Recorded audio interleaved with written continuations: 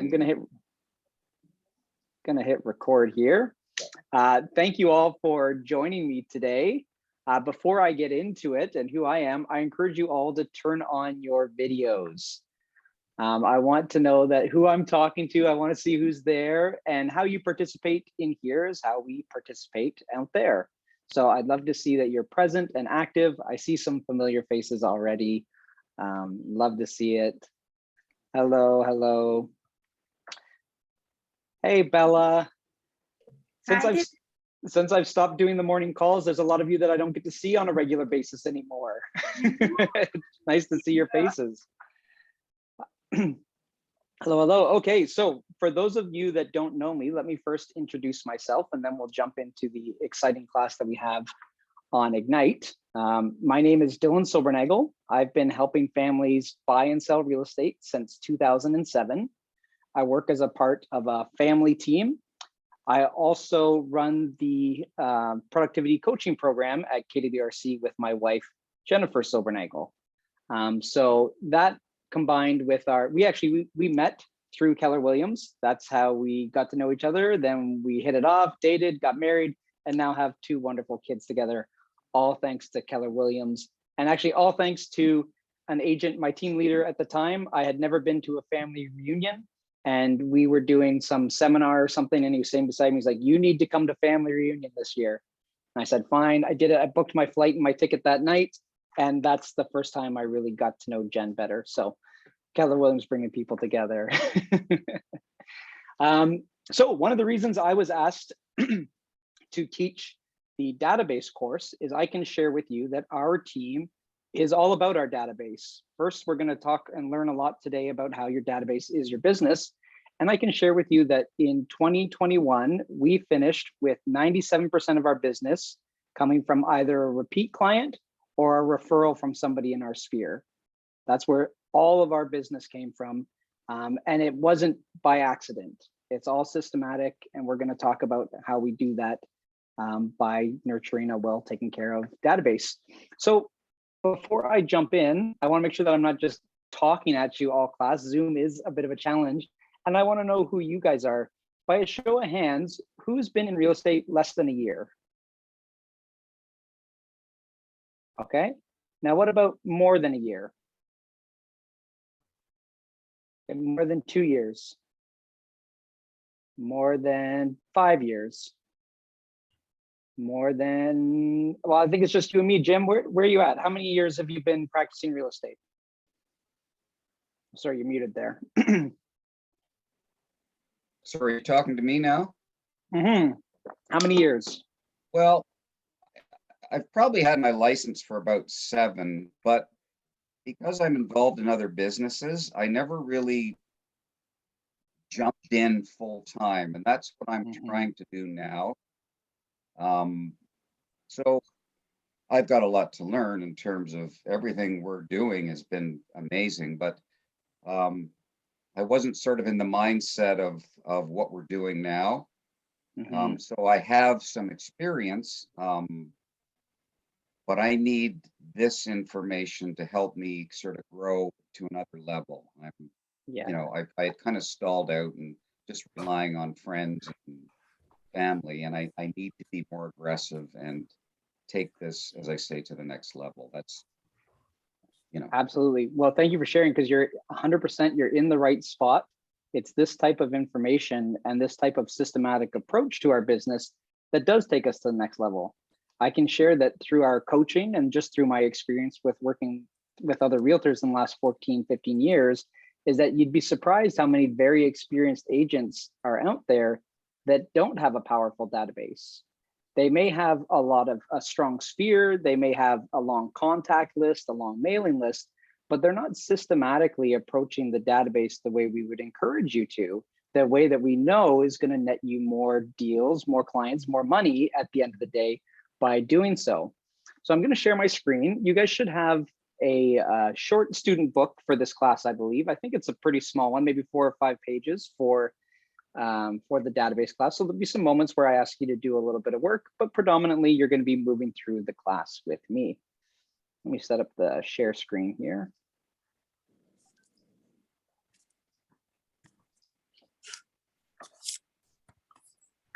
right. Can everybody see that okay? Should just be a big Ignite screen, is that right? Awesome. Thank you for the thumbs up, Danielle. I appreciate that. Let me just spread this out here. Just want to make sure I can still see you guys while I'm looking at my screen. Okay, so sorry, Leslie, I need you to mute your speakers there.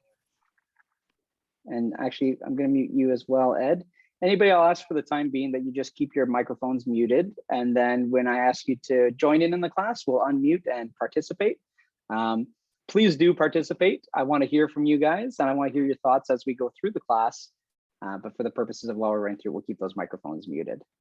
So the goal of Ignite and really these Spark sessions, not even just necessarily the database course, is that in the next 2 weeks, and especially for newer agents, that you're going to book your first appointment if you haven't done so already, and that we're going to get our first contract signed up in that first 30 days. That is our goal to kind of kickstart right now. And we're doing a lot of that through our daily 10-4. I know Wayne's hopping on every morning to help facilitate with our lead generation time between 9 and 11, that you guys can hop on there on the Zoom, have your microphones muted, but you're there with other people that are also doing the same thing in making all of their phone calls. So I encourage you to do that, because it's those daily activities that are going to make the difference, that are going to have us get enough real estate conversations in there to find somebody that's looking to buy or sell some real estate, but also to feed our database so that we have enough people to work with down the road. Because the whole purpose of the database is that we're not in this business for a short term. We're in it for the long term. We're in for long-term gains. And the way that that's going to happen is by having a database of people that we can work with on a regular basis. So I'm going to go back here. There we go. The other activities that we want to make sure that you're doing every day, of course, is your script practicing. By show of hands, has everybody found a script partner yet?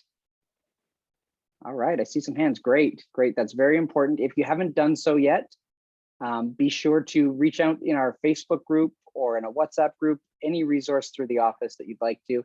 And don't be shy about just messaging somebody directly. Somebody on the Zoom call, we have a chat feature in there. You can say, hey, I still haven't found a chat partner or a script practice partner.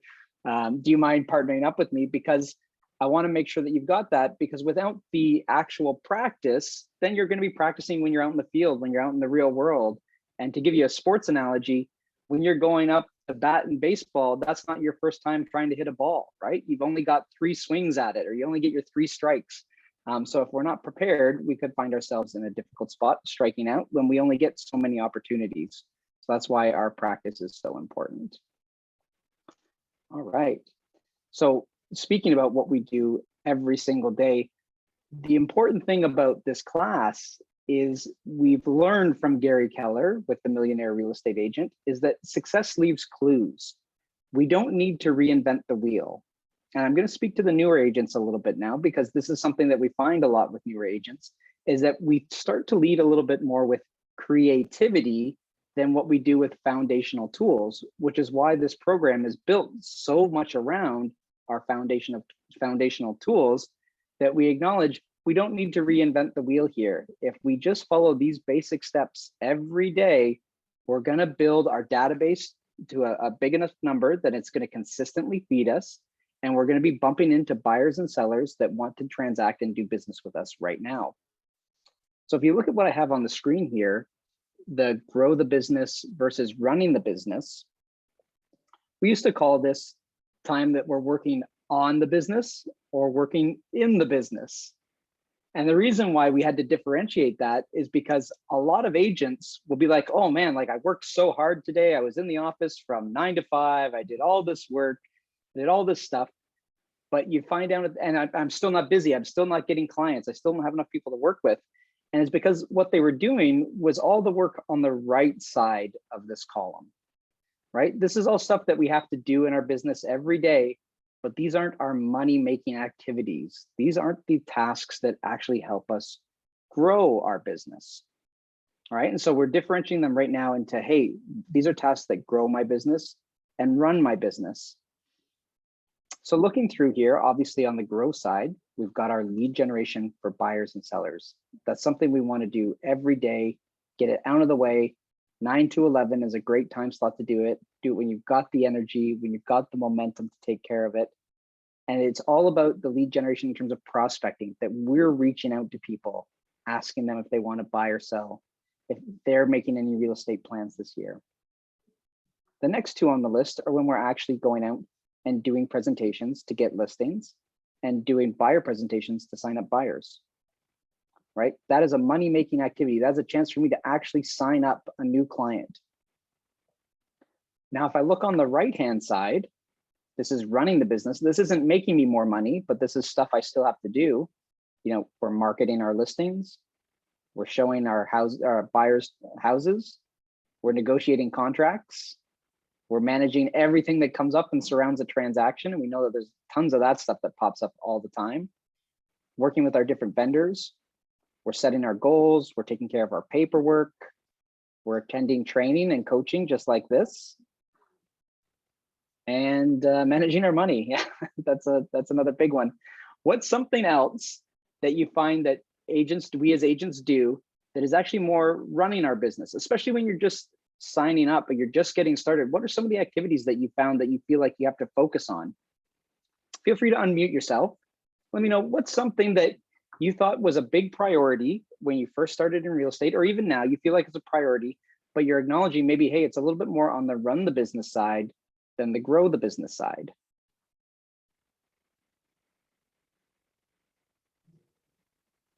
Yeah, Jim.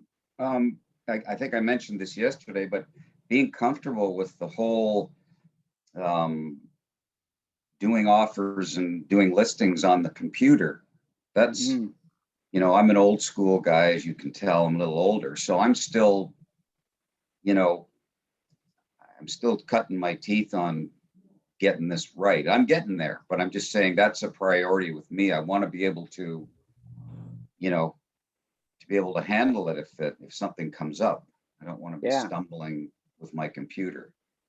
Right. So that's a big thing with me. I know it'll give me more confidence down the road if I can, you know, it's experience and practice and all that, but that's a big thing for me. Yeah, and I mean, the thing with that, Jim, is there's always going to be new tools for all of us that we have to learn, right? I mean, web forms has changed, AuthentiSign has changed, DocuSign has changed. Before we didn't have that. I mean, even when I started in 2007, we still faxed everything. There was no e-signatures, right? All that stuff still took a lot of time. We did everything in person. What else? Anybody else have something that they're realizing now is more of a run the business task than it was a grow the business task in terms of where we're spending our time?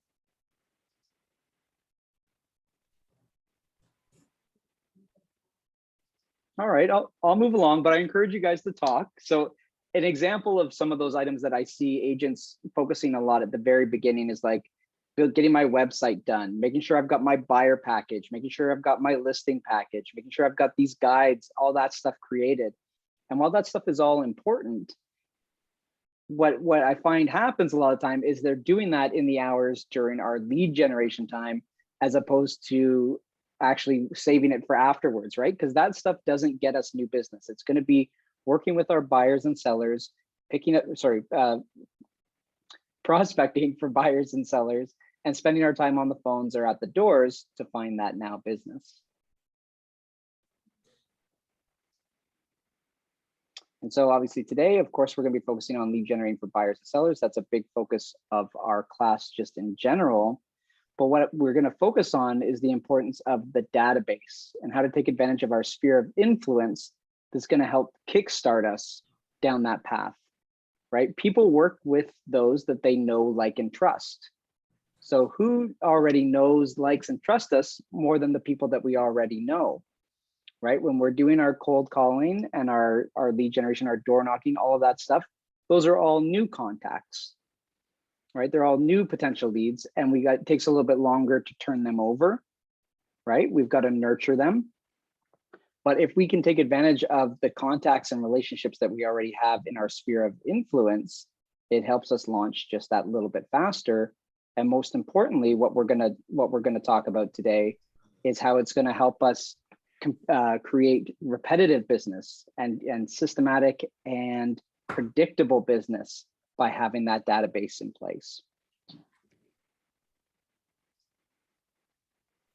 So this is our roadmap for the day. We're going to focus first on what is a database.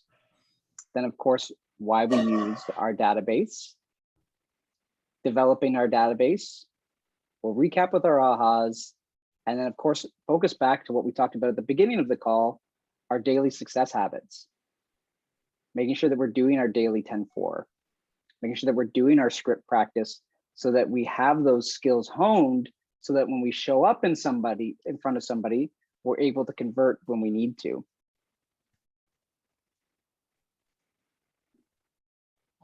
Okay, talking about the big picture. When I was speaking before about, there's a lot of agents that have databases, but they don't have what we call the next level database, the millionaire real estate agent database. The big difference is with the basic one of just contacts and having relationships here and there that you aren't nurturing regularly, you're still going to get leads from that database. It's going to happen. It'll happen accidentally. It'll happen with those one-off emails that you send. What we want to get you to the level of is that it's predictable business because you're communicating with people in a systematic way. And so when it gets to that powerful level, we know that when we send down our mailers that I'm going to get 5 or 6 people replying, asking about a new CMA or asking about that property that I just listed. Or even if it's just a social touch, I'm going to have people raising their hands saying, yeah, I'd love if you dropped off some pumpkins or some leaf bags, or I'd love some of those home show tickets, and the referrals that come from that. Right. And so if we go back to looking at our living record or what's included in our database. So let me just change something here. Ooh, wrong button. Is that we want to track all of those interactions that we're having with the people in our database, right? And the purpose of doing this is that it keeps our relationships strong. It lets people know that you're caring about what's important to them, right? When I reach out and I know that my clients, for example, are big pet lovers, they have dogs, and I talk to them about their pets, or I give them value adds that are based around what's important to them. If you've got that big Toronto Maple Leafs fan and you're able to give out Leafs tickets or just talk about what's going on there, your connection is so much stronger than if you weren't tracking any of that stuff, right? And so our database is going to help us nurture and manage those relationships. It's going to produce the predictable flow of business and ultimately improving our service and strengthens our relationships. And so when we talk about how it improves our service, and this is a big one for getting more referrals, is we want to make sure that we're providing the same high level of service for every client that we work with. And I can tell you that if we're not systematized in how we're doing that, it's very hard to replicate it. I can tell you that at the beginning, I went to a lot of these courses and I got all these great ideas from everybody. We were part of the by referral only program that Joe Stump was doing. And for 1 or 2 clients of the year, I would just be that rock star agent. I was doing every little thing. They got every little update that they should be getting. And then I would get referrals from those guys, but I never got any from anyone else. I wasn't getting that same return on the time and effort that I put in with my top tier guys where I was actually doing everything as I did on the other guys, because those guys, they weren't getting the same level of service from me. Right. And so when we communicate with our database in a systematic way, and most importantly, when we're keeping records of what's important to our clients, we can strengthen those relationships. And so we'll end up getting more of those referrals down the road. And as we go through this course, you're going to see some of that stuff that pops up in Command and how we can make sure that we're doing that, how we're tracking that. Okay, so now I want you guys to take a minute and I want you to answer these 4 questions. First, what is the purpose of your database? What makes a database valuable? What other industries use a database for prospecting and marketing? And what makes targeted marketing effective? Just take a moment, write down your answers for those 4 questions, and then let's talk about them.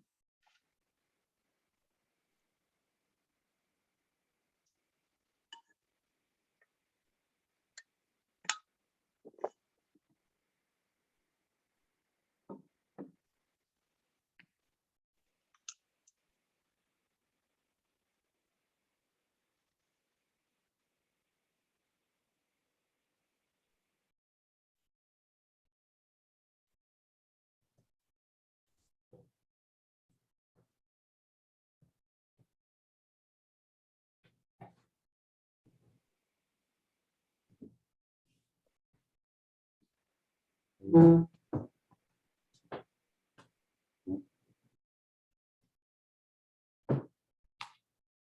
are you?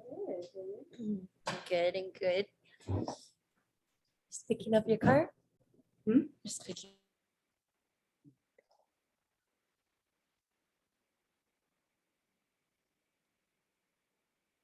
All right, I still see some heads down. That's good. Keep writing. The important part after you answer these questions is I want you to speak up and share your answers. I love how many of you guys have turned on your videos. For those of you that haven't turned on your videos yet, I encourage you to turn them on and join us. Remember, how we participate in here is how we participate out there.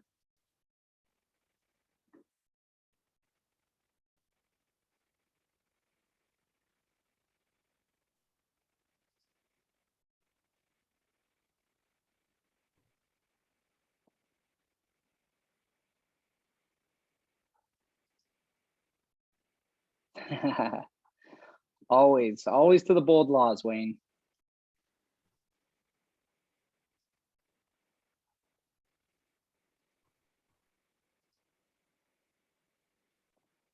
All right, I still see some heads down, but let's jump back into it. Who wants to answer the first one? What is the purpose of your database? And there's no set answer here, guys. I just want to hear what you're thinking about the purpose of your database. The big goal of this is to get a mindset shift after this class on how you approach your database, how you approach your business. I shared with you at the beginning of the class, the power of a database, what can come from it. Like I said, 97% this year of all of our business was repeat and referral. That's the power of running it well, right? So as long as we can get the mindset shift to that, so that we're looking at our database that way, we're looking at all of our interactions, our sphere, expanding our sphere, what that could truly look like, we're going to reap the benefits from it. So who's got an answer for me? What is the purpose of your database? Leslie. For me, it's to keep track of family, friends, and potential clients, and to have information that will help me take better care of them. I really love that last part. Having that information to take better care of them, that's a big one. And I'm with you. I would say 90% of my business last year was from repeat and past clients. So that's and referrals. So that was, it's a good way to work. Yeah, it's a fun way to work too. I will be vulnerable with you guys for a moment and confess that when I first looked at that stat, we're always high in that level. We're always around that 85 to 90 plus in terms of repeat and referral. But I looked at that and I was like, wow, because we were also listing heavy, we did not capitalize on bringing in enough new buyers from our listings. That was our downfall last year. We didn't do a great job at that. There was like 1 or 2 of them. So that's something that I've known from looking at my numbers where we need to enhance some of our work. All right, who else? When you're thinking about what is the purpose of your database, what did you write down? I said to establish and maintain relationships. And I guess kind of like what Leslie was saying, to keep track of people, but it's all in one place. So you're not kind of scrambling in your contact list. Yeah, that's right. And like the important note that you may have written down on a piece of paper, or there was like a good anniversary or a good touch point or something. I'd say that's something that I still sometimes struggle with, is something great will pop up that I know will be meaningful to them in the future. And I don't write it down in the right spot. I don't get it into command quick enough. I don't get it into our CRM. Right? So having it all in one spot is a very important factor when looking at our databases. Anybody else have something they want to share about what is the purpose of your database? Jim. I know we've touched on most of this, but basically it allows you to promote yourself and your business with this group of people by, as you say, constant touches. Yeah. And I think that staying in their face, so to speak, and hi, I'm still here. Exactly. Staying top of mind, right? Mind share is an important thing these days. And if you pivot over to number 4, that's what we're going to get to, right? What makes actual targeted marketing effective? And that's why we want to gather all that information when we're looking at taking advantage of our database. So let's jump over to number 2. What makes a database valuable? Who's got something to share for that?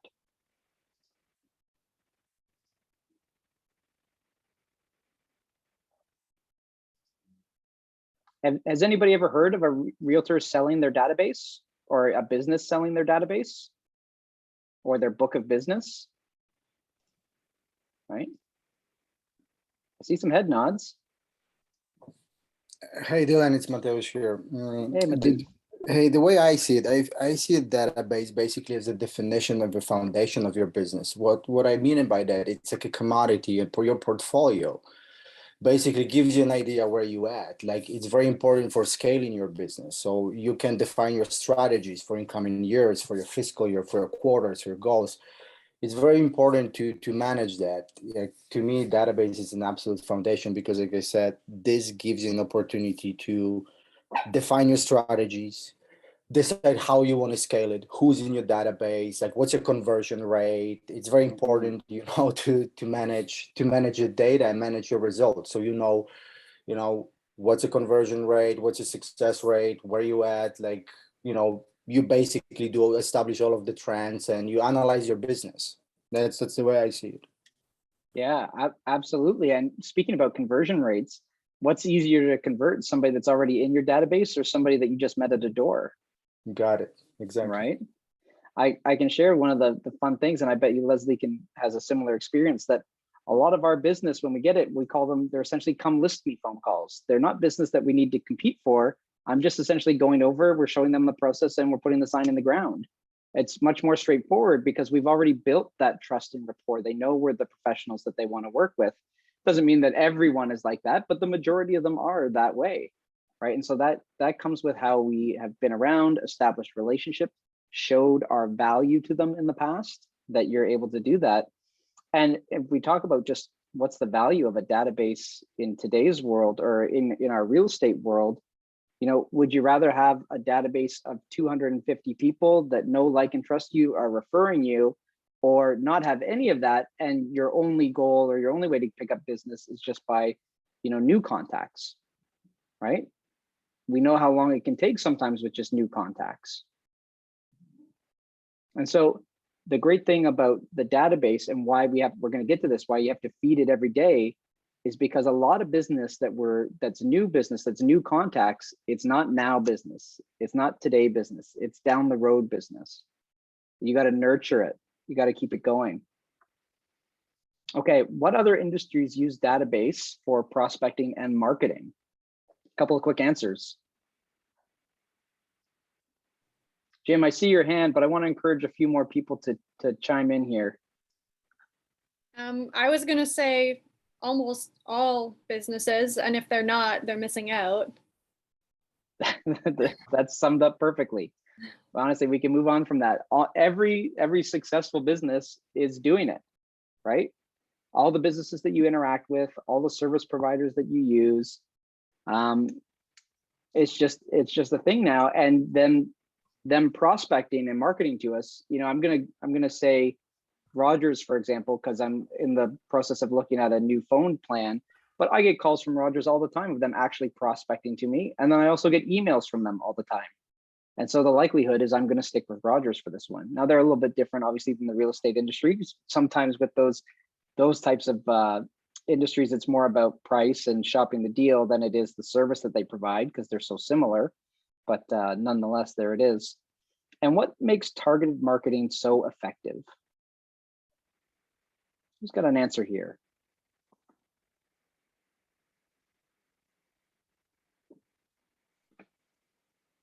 So you're basically catering to their needs. You're targeting to their needs.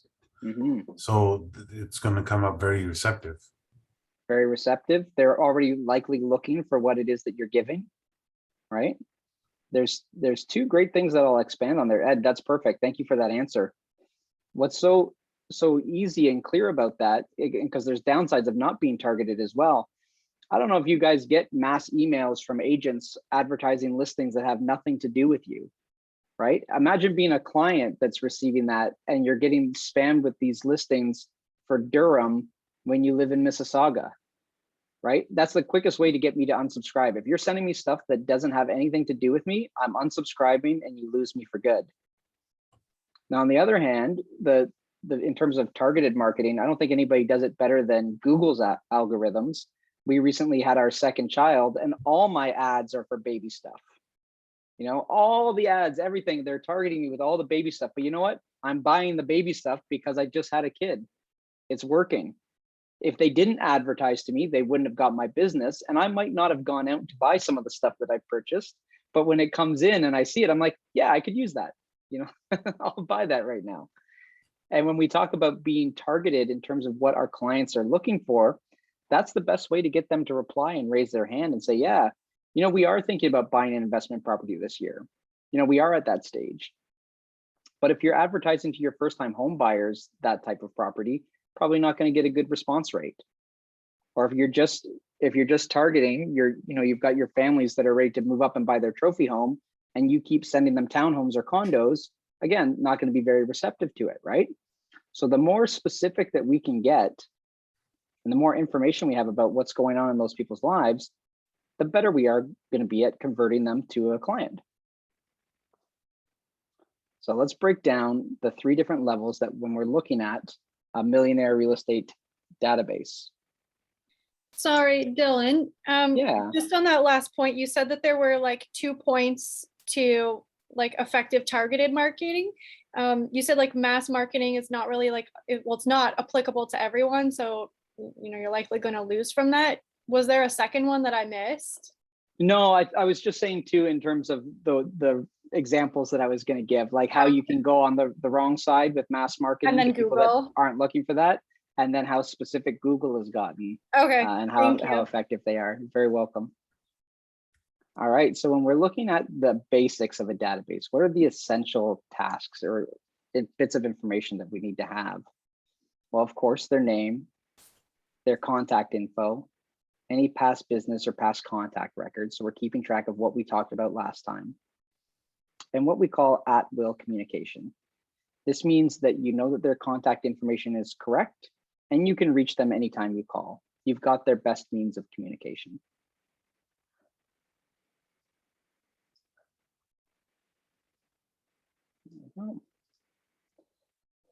Now, if we move up to what an effective element is of our database, this next one is obtain permission. Now, obtaining permission is taking that next step. They're no longer just a phone number that you got from Mojo or a door that you knocked on, but you now have permission to stay in touch with them. The relationship becomes more of a two-way relationship as opposed to you just dripping and mailing. All right, and from there, we want to make sure we're collecting that personal information. We're finding out what their interests are, finding out what's going on in their lives. A big one for us to acknowledge is when big life events happen. That's a lot of the time when people make moves, right? A couple getting married, maybe ready to buy their first home if they haven't done so already. The first kid might be looking for that move up buy, getting out of the condo or getting out of the townhouse into a bigger house, right? All those moments are great times for us to show up to make sure that we're top of mind in case they're ready to make one of those moves. Number 7 is where we get into categorizing. So you're going to notice that a lot of your contacts, a lot of the names in your database have similarities. Maybe they're all interested in living in the same neighborhood. Maybe they all already live in the same neighborhood. Maybe you've got a bunch that are looking as first-time home buyers. You've got a lot of move-up buyers, right? You've got people that want to move next year. You have people that are going to move in the next 60 days, right? So based on this information, and a lot of it comes from number 6, right? Where we're getting all this information from them, we want to start tagging and identifying our database. And this, like through command, for example, this is where we use our custom tags.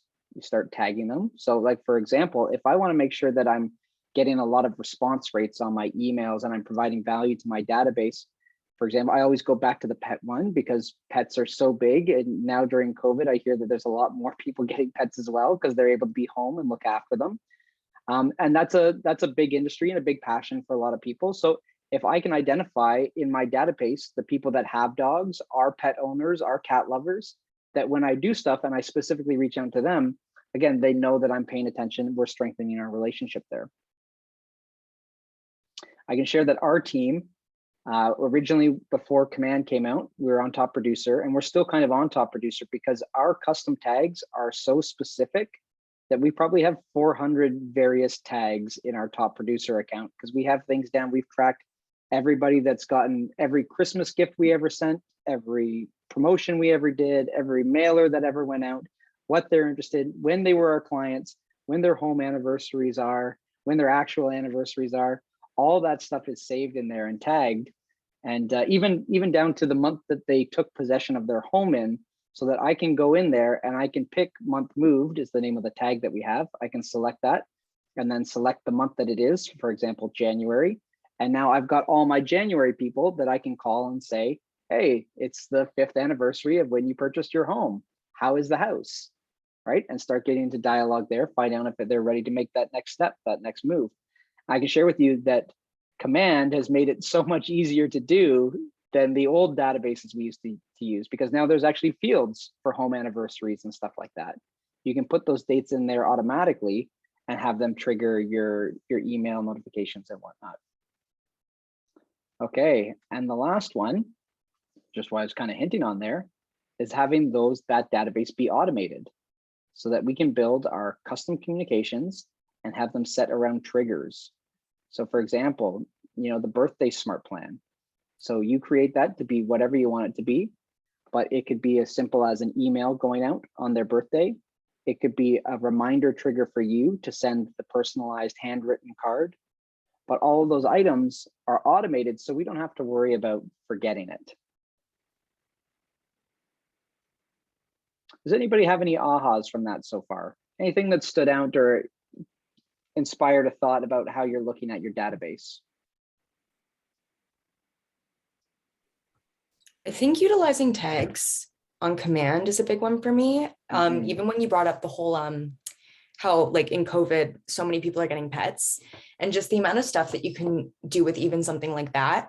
Like you can talk about local places in their neighborhoods that, like vets, pet stores, doggy daycares, or, laws that would impact dog owners with different things, there's so many different angles you can go with tags, which I think is really interesting. Yeah, that's very true. And think about it as you gain that type of information about your clients. Think about how it can help you tailor even your social media posts, right? That you learn that you have X amount of people that follow you that are interested in a certain subject, right? If you can make your social media posts that you're doing so much more specific to the group that's following you, watch them start to introduce you to other people in their sphere that have the same interests. Right. And that's what's really important, is because we need to grow our database every day. All the stuff that I'm talking about is just foundational. The important part is that we need to be growing our database every day. But what a better way to get introduced to people that you already know, like, and trust, than talk to them about the stuff that they're interested in, where they've got spheres that also coincide with yours. Right. There's a lot of people that this happens, I find, as you get older and as you go further into your real estate career, and as you stop being as social sometimes, because when you're a little younger and social, you've got a lot of the same friends, right? But as you go on, you start to realize, like, this person that's in my database or a past client or a friend, they've got a lot of other people in their world that I don't know that are a lot like me. That's why we're friends. But I want to start getting introduced to those people, right? And so one of the easy ways to do that is through mutual interests. Leslie, you had your hand up there for a moment as well. Anything that stood out from this? Well, it had never occurred to me pets, because I don't have a pet. I haven't had pets for a long time. And it never occurred to me. Like, I think of people's kids, and 100% their pets. That's if you've got a child, the next thing is important to people's heart are their pets. And it never ever occurred to me. So I love that. I'm gonna put that in my mind to do something with. Thank you. Yeah, very welcome. So on that note, one of the great ways to find that stuff out, because I mean, we can brainstorm on a lot of those ideas, and we'll save that for the end of the class, because maybe we'll all get something from that. But even just when you're making your phone calls, Think of the Ford conversation. Family, occupation, recreation, dreams. You can learn a lot about somebody just moving through that method of a conversation, right? You find out what's going on with the family, what the kids are into, what they're into, what's going on at work, what they do for work. Recreation, that's a big one I would focus on as well, is hobbies. You want to learn more about somebody, learn about the hobbies. What are they doing when they have free time? Yeah, Matus. Hey, Dylan, just have a question. I don't, perhaps I missed it. Can you set up some kind of like a reminders, notifications in command? For example, I don't know, dog's birthday, anniversaries, this kind of sort of a thing.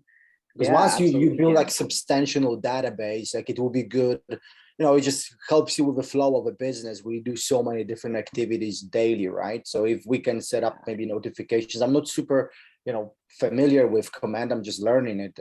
Just a question top of my head, if you can set up some kind of, you know, alerts. Yeah, absolutely you can. Yeah, you can put in those custom dates and you can make smart plans with triggers to remind yourself of things. Oh, okay, so Right? smart things. Okay, Yeah, yeah, because Thank smart you. plans don't need to just be about something automatically getting sent out. Sometimes it's just, that's the smart plan where I need to get reminded on when to call them. Right? Excellent. Sounds Yeah. good. Thank you. Great, very welcome. Okay, let's move on to the next one then. So now we've kind of established what a database is. And we've of course talked a lot about why use it. But I really want to hammer that home because it's so important. Right? The big thing why we use our database is number 2 on there. It's that predictable return on investment. I know that with X amount of people in my database, I should be able to convert X amount of business from it. And it usually costs me this amount. And we'll get to the numbers there in a second. And when we talk about the today trap, when we're just constantly spinning our wheels hunting for new business, we know that the turnover rate for a lot of people is a little bit longer, right? To find somebody today that's also ready to transact today or in the next 30 to 60 days, those numbers are really low, right? But if I've got a big database that I'm constantly staying in touch with, I know where those turnover rates are. I know when it's going to be predictable that that person that bought with me 4 or 5 years ago, when they're ready, right? It gives me enough people to talk to so that when the time is right, I'm the person that's there.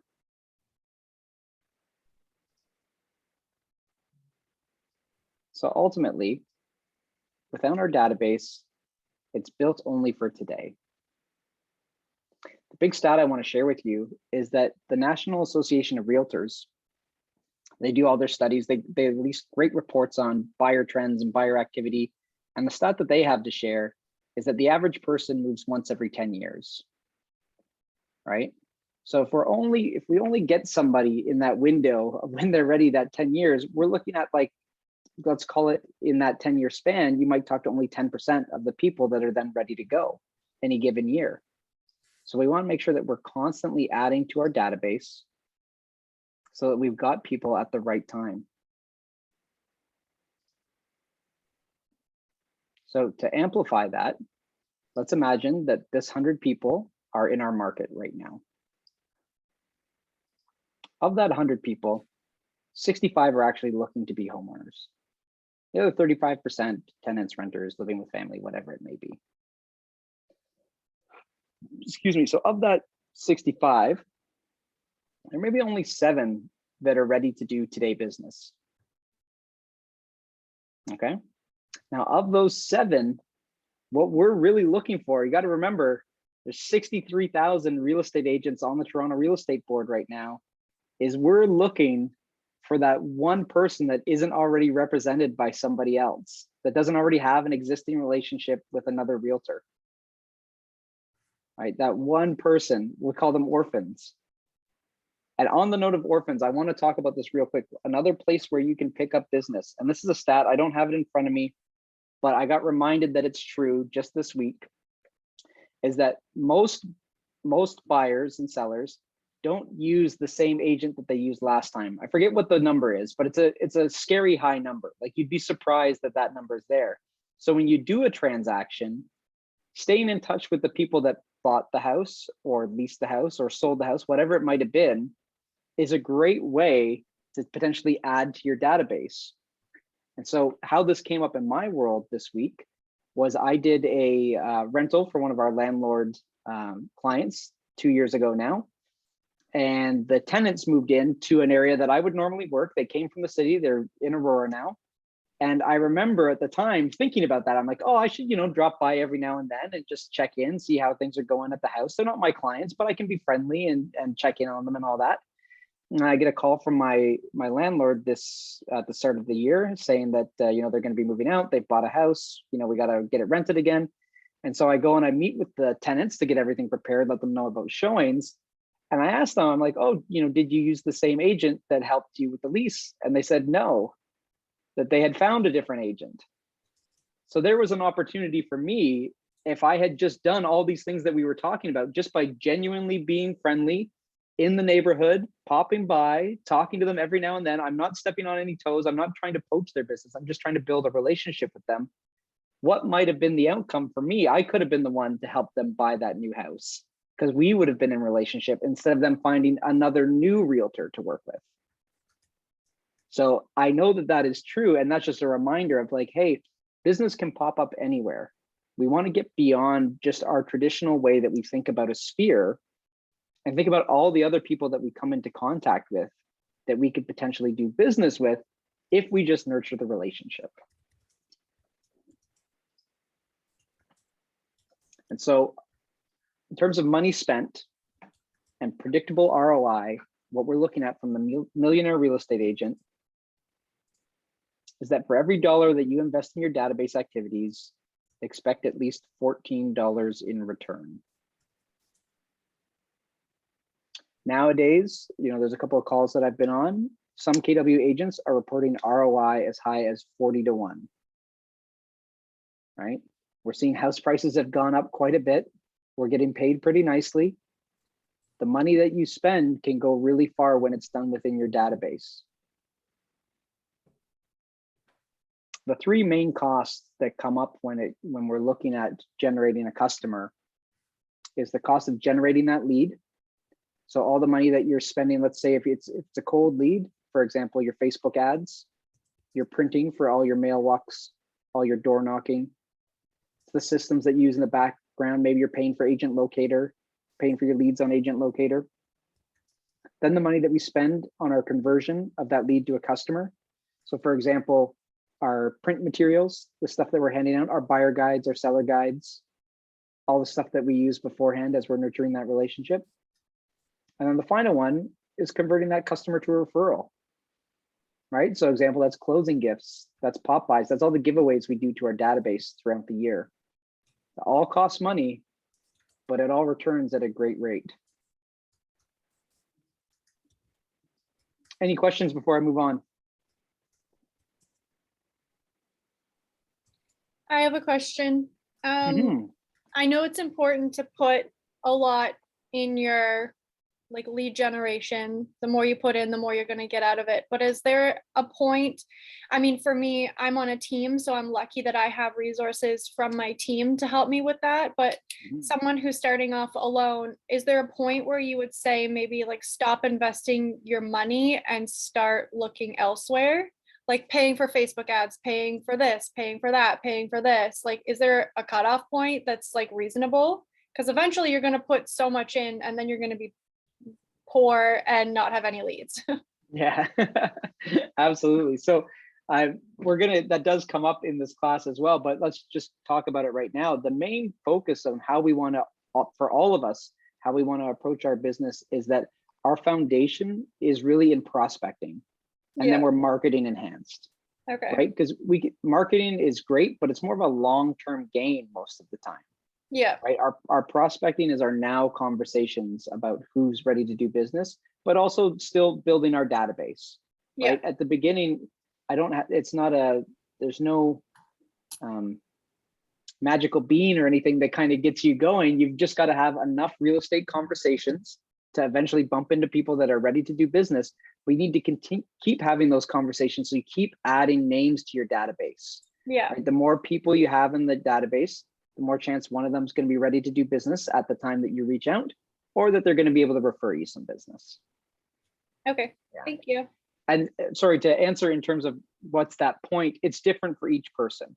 right? If you're still a part-time agent, or if you're coming with some money that you're ready to invest in the business, that number will be a little bit higher. You could spend more on Facebook ads or lead gen, not lead gen, but a marketing platform if you so chose to. If you had it, if you don't have the budget for it, then it's all prospecting. Right. Okay. Okay. So why use a database, right? And we talked about this at the very beginning. We want to create predictable ROI. The important part is, in terms of our lead gen and our prospecting to the database and the people we know, it's the least cost that we're going to take. So the lowest lead cost, if I look at it right there on the screen. The cheapest customer acquisition strategy is to work with existing customers and people who already know and like you. Right? We know that our conversion rates are higher with people already that know, like, and trust us. When properly built and maintained, a database will actually end up producing its own leads in the form of repeat clients and referrals, and will also have the lowest conversion cost, right? Kind of like what Leslie and I were talking about at the beginning, the come list me phone calls, right? There's no additional money that's being spent there. Ultimately, it's going to pay for itself. A database makes it easier to do consistent follow-up. And when you're good at consistent follow-up, the resulting leads will end up paying for themselves. And that's the other thing about, as we move across the millionaire real estate databases that we were looking about, is that systematic approach to it, right? So that nobody's falling through the cracks. I promise, if you've been in the business, like as you're building your real estate careers and as you're in it longer, you're going to find that if you're not perfect, and there's times where it's hard to be perfect, you will find out that you've got a past client or somebody you did a deal with that didn't work with you, right? Because if you drop the ball on staying in regular contact with them, even though they know, like, and trust you, all that relationship is good, they would use you again. If somebody shows up to their door at just the right time and you haven't been there to talk with them, you'll lose that listing. And that's happened to us. And sure enough, we'll look at it and we're like, oh my God, I can't believe 123 Montiel listed without us. Like, what happened there? And then we look back and like, oh, I haven't spoken to them for 4 years. You know, that's our bad. We dropped the ball on staying in touch with them systematically, right? We haven't done our quarterly phone calls with them. You know, yeah, sure, they're still on our mailing list. They get our newsletter, they get this stuff, they get that stuff, but it's not enough. That touch wasn't there, and we weren't there when it finally turned on for them that they're ready to buy or sell, right? Ready to make that move. The other thing I want to talk about with that, actually, no, I'm gonna save that for later. So developing the database, right?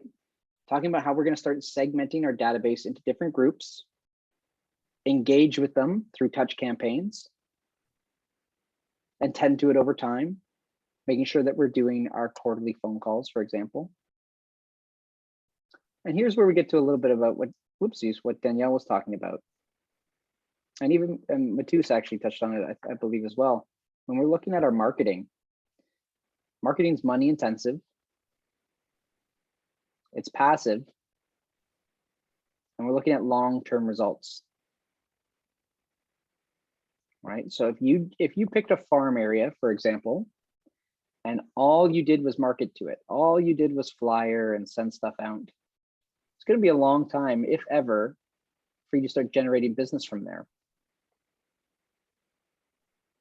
right? You're just not standing out enough. Our prospecting, on the other hand, of course, it's time intensive, but it's proactive. You're reaching out and having those conversations. You're not spending all this money on marketing and then hoping that somebody calls you. And we typically get our more immediate results. Definitely immediate results in terms of adding names to your database, right? Part of our daily 10-4 is we're adding 10 names to our database every day.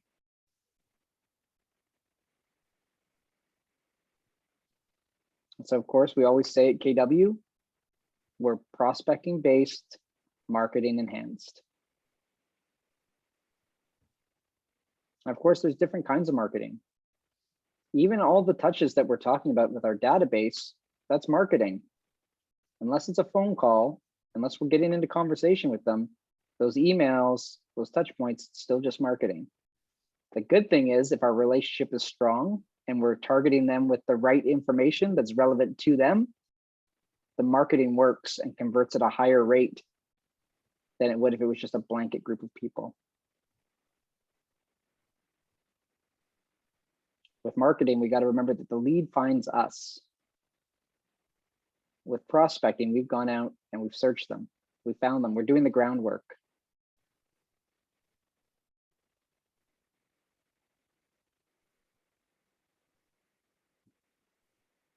So that's where we talk about, of course, feeding it consistently. Our 10 contacts every day, 10 new names to the database every day to help grow that database. Some tags. We talked about this a little bit already. But for example, looking at the business relationship, the old way in the MREA, we used to call them Mets and non-Mets. So at the very least, everybody in your database is going to have 2 tags. They're either going to be a lead or they're going to be a contact, right? Our leads, we're still dealing with one-way communication. Our contacts, we've now got back and forth 2-way communication, right? So if you just started with that and identified everybody in your database as either a lead or a contact, again, when you're looking at how you're going to communicate with them systematically, you can pull up all your leads with a click of the button and say, hey, I need to keep working at converting these guys into a contact. We don't have that relationship yet, but I know that this is a name, a number, or relationship that I can get into. How do I move them from lead to contact? Right, then of course, we've got our active clients, past clients, referral sources. I like the VIP one, so a repeat referrer. We also talk about advocates and core advocates. So advocates that are people that are out there and yelling. Ed, I don't want to put you to sleep, buddy. So yeah, our advocates are people that are out there and want to refer us business. Our core advocates are people that they want to refer us business, but they're in a situation where they bump into a lot of people to refer us. The classic example is somebody that works for HR at a big company that deals with bringing in employees from outside of the province. They bring in employees from outside of town, and those employees, when they transfer here, they need a place to live. If you can get into contact with somebody like that and solve their problem, because they don't like dealing with that stuff, you make it easy for them to have their new people come in and meet with you right away and talk about their housing needs, whether it's for a lease because it's more part-time or for a purchase. Again, there's a huge source of business that can be coming in there. And then tagging by hobbies and interests. We talked about this with the pets. Property types, neighborhoods, all of that is important tags that we can use. What other kind of tags do you guys have in your database right now, or that you would think you should be applying to contacts in your database? Let's get chatting a little bit. I don't want Ed to fall asleep on us. So what are some other tags that you guys can use in your business? Maybe time frames, people that are thinking in the spring, you want to make sure you're on top of them when that time comes. Yeah. Like your 90-day business. Yeah. This year business, next year business, 6 months. What about you, Leslie? For me, a relative or a friend. Mm-hmm. Yeah, making sure that the family's tagged. We know whose family in there. Yeah. I know that should be on top of their mind, but I'm just saying, like, if I want to make calls to family on a specific day, I got them all handy. Yeah, absolutely. That's the important part about having this, is we can just pull this group up at will. And so we can either send them what we're looking for or make sure that they're part of our call list.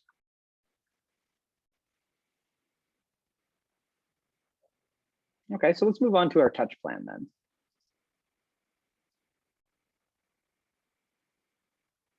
So when we're looking at command, one of the great ways in when we're talking about adding these tags, not only can you add the tag, but you can color code those tags so that it's easy to identify when you're looking at your contact summary page,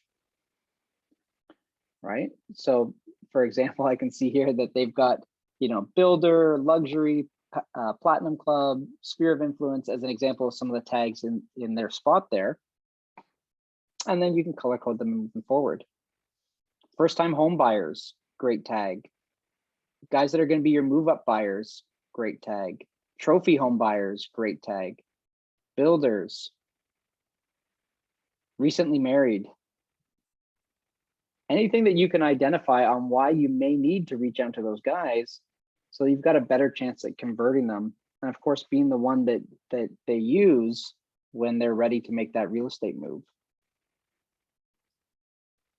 And let's be honest, your luxury buyers need a little bit more love than sometimes the first time home buyers. They expect a little bit more if they are a true luxury purchaser, right? So how we communicate with them is a little bit different. And what we send them is a little bit different. It's funny, in our real estate market now, it doesn't take much to be a luxury buyer by traditional standards. So again, looking at leads versus contacts, here's an example of 2 campaigns. So our leads, we're looking at 19 touches for the year to try and convert them to a connection, to try and convert them to a contact. So for example, that's 4 touches, can easily be our quarterly phone calls. 12 touches are very simple with our monthly newsletter, monthly email, market report, whatever that may be, something digital. 2 more physical touches, whether it's a promotional direct mail, magnet, calendar, market report, dropping something off.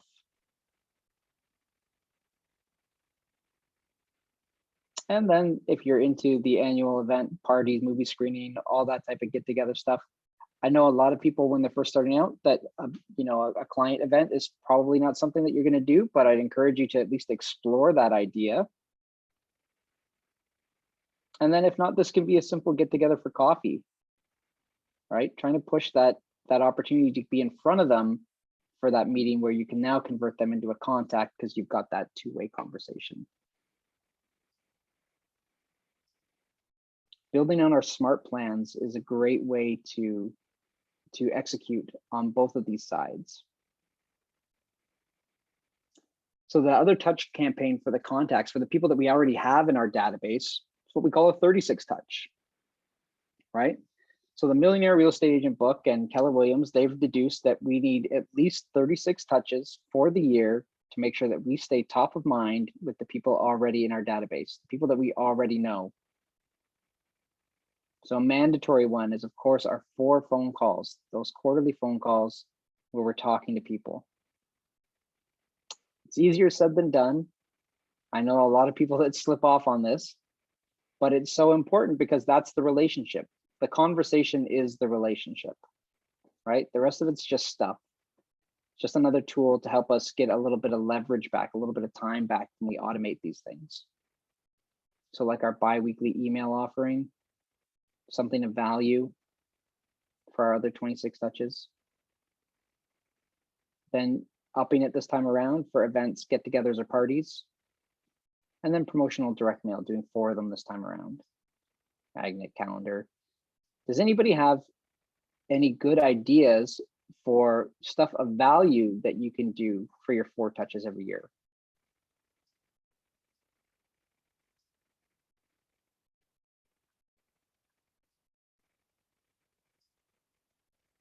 Don't be shy, guys. Think about it for a moment. Take a moment. Think about what's something that you can do for people in your database that'd be of value.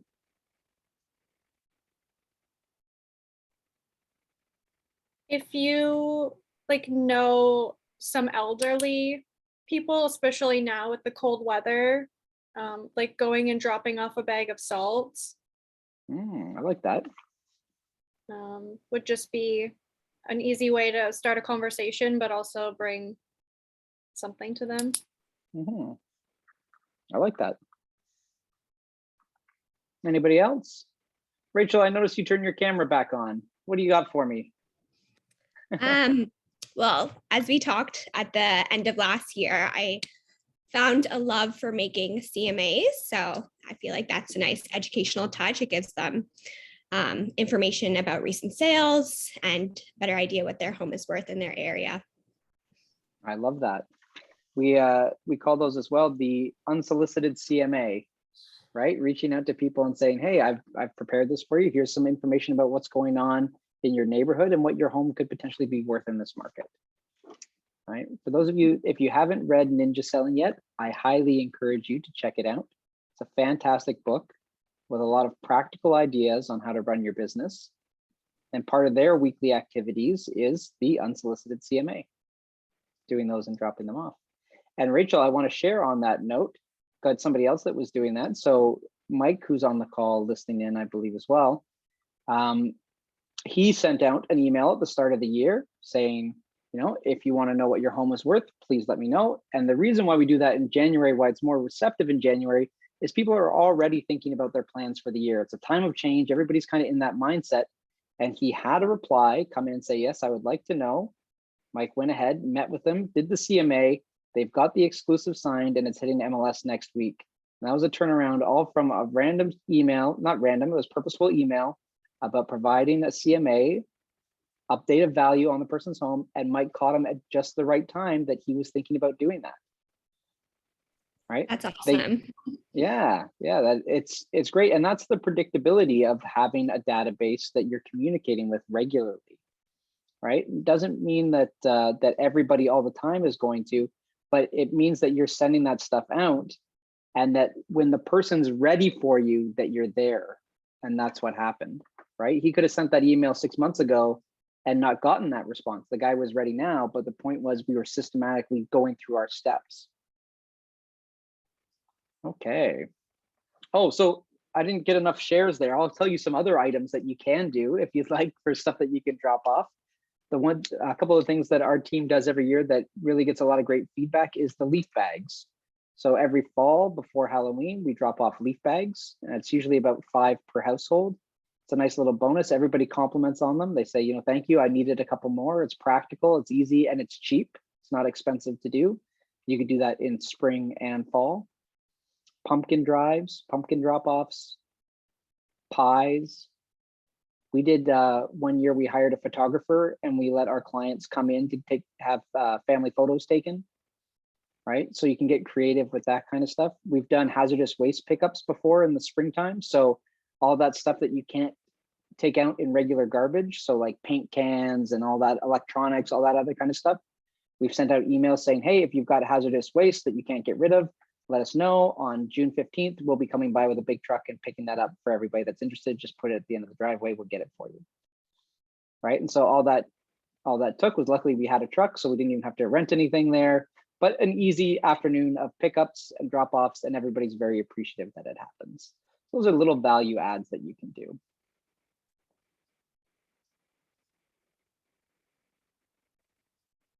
Okay.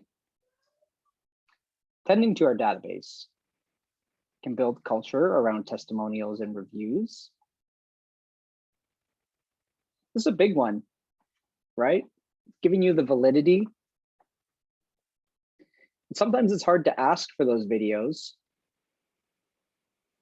but the people, they've done the business with you, they like you. Some people are a little camera shy, but you can get around that. Anything written is always good. But that's a great way to help validate yourself, and on social media as well when you're posting and sharing that. And I would take this a step further and say that when you're having conversations with people, potential leads, past clients, anybody that you're working with, share success stories. You know, if sometimes a great way to overcome an objection is by sharing a success story.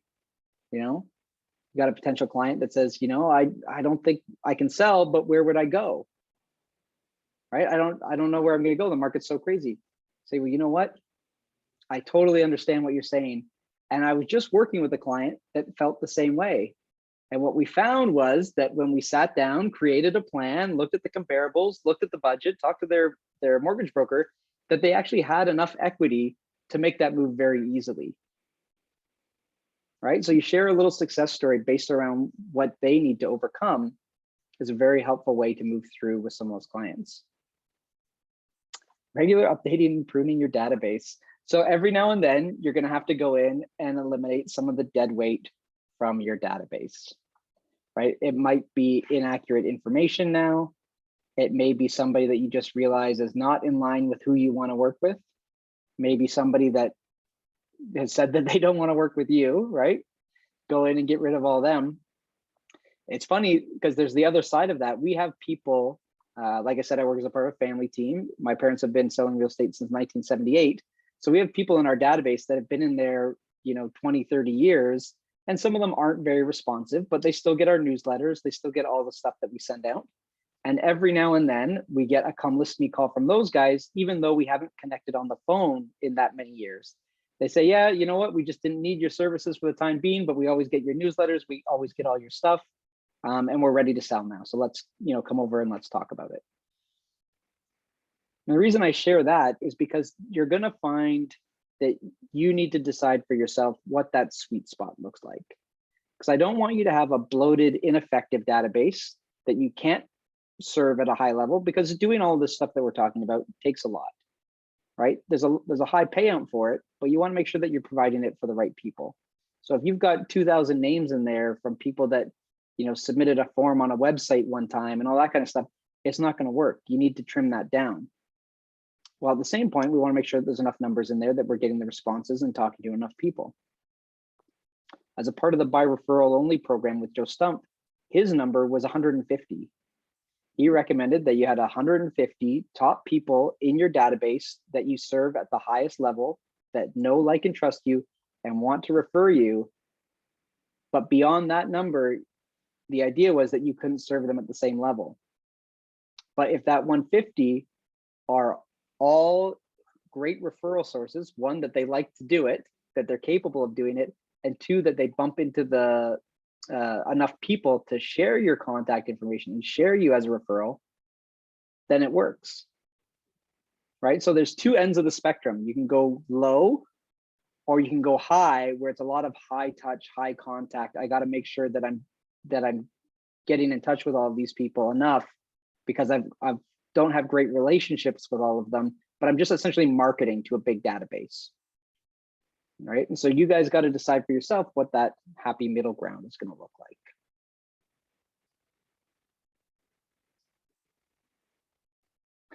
All right. Let's get into some ahas from that. Before we had our class today on databases, were you looking at it any differently? Have you learned anything today about how you can approach the people that are in your sphere, people that you know, people that may not be necessarily friends or family, but that you can bump into? Just in general, was there anything that stood out today that you're going to start implementing into your business, or that changed the way you think?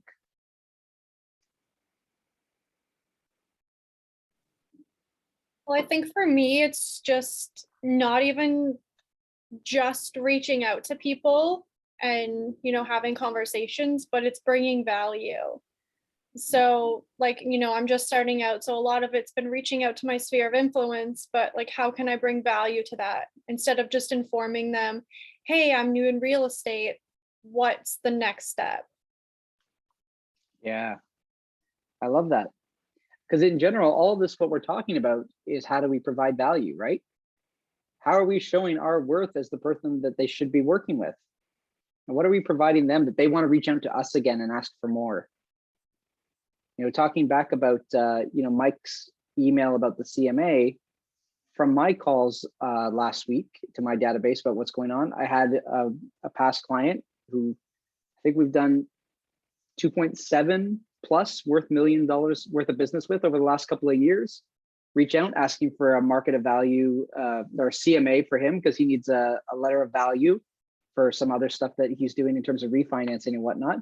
But now we're having coffee together next week. He's referred me people in the past, and all of that just came from me being able to provide something simple for him, right? He needed something. He knew that he could call me to get it. And now we're getting reconnected. Because I'll be honest, I haven't been in touch with him as well as I should have been. But I know that from these conversations, I wouldn't be surprised if I'd be surprised if I don't get a referral from him this year. Right? Because we have that relationship. He's done it before in the past.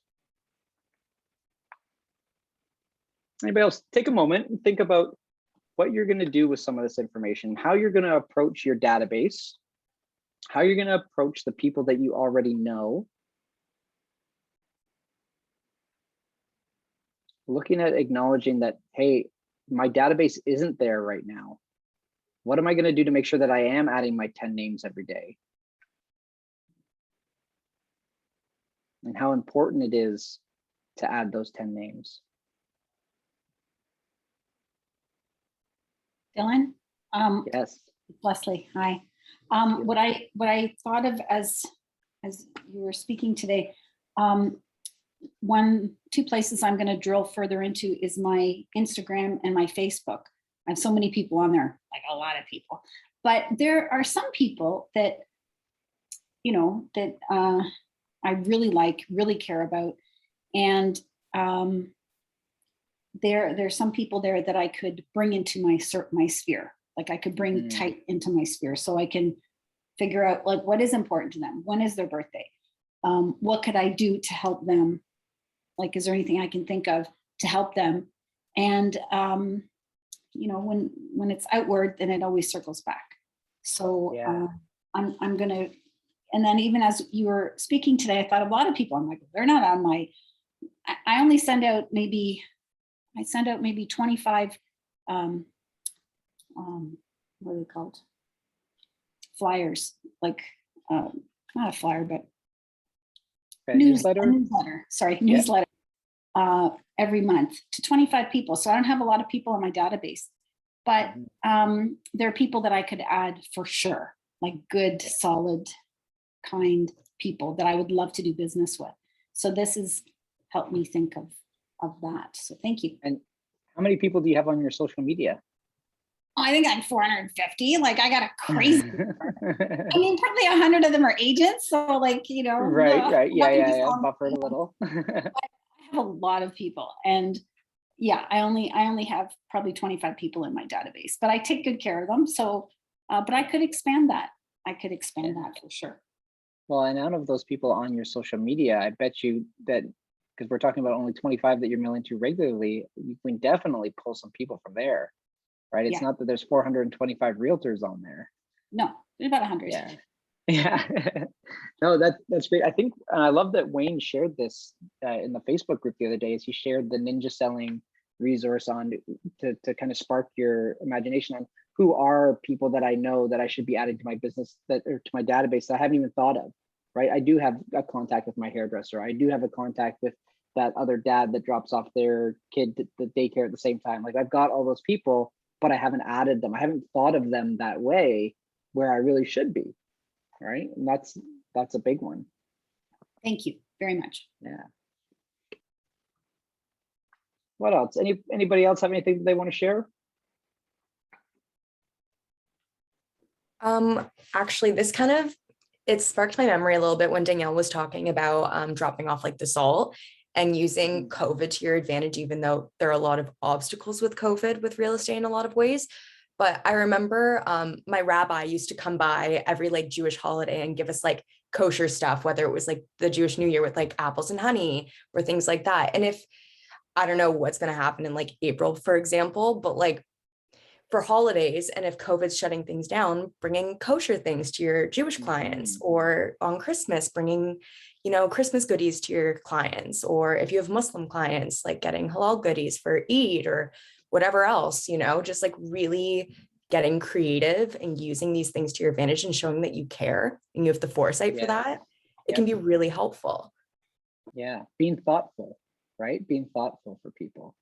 It's funny that you say that. Like I've had a couple people over the holidays drop stuff off for us. Like we just recently had the kid and all that. And so there's been a bunch of that going on.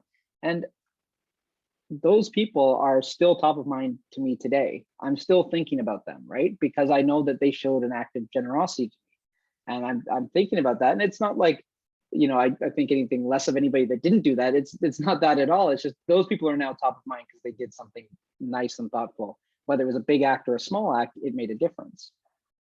right?